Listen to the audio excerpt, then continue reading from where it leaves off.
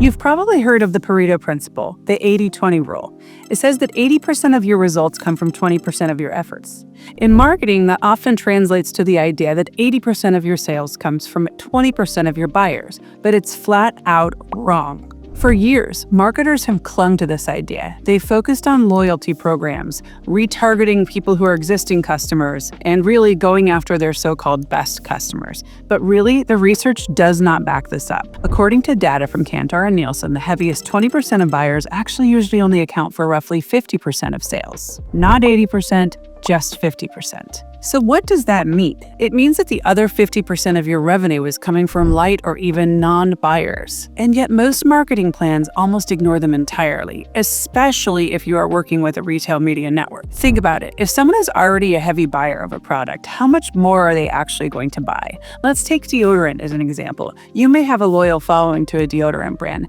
but it's not like you're suddenly going to increase how much deodorant you're using. So a loyalty program is wasted on you. That's just not how behavior works. People aren't going to suddenly use double the amount of deodorant because they received a loyalty ad. It's just not how behavior works. Light and non-buyers are your untapped market. They are your path to growth. That's where your incremental sales are going to be coming from, and that's where your marketing needs to be focused on. The 80-20 rule is actually a really big reason why a lot of brands are disappointed by retail media networks, because retail media networks are focusing on reaching buyers of your product and buyers of your competitors, and typically heavy buyers. And as we just discovered, heavy buyers are not going to be your opportunity to grow. This is why many brands are underwhelmed by retail media network performance. Not only do they not report on incremental sales, they often zero in on heavy shoppers, the one area where you're probably not going to grow.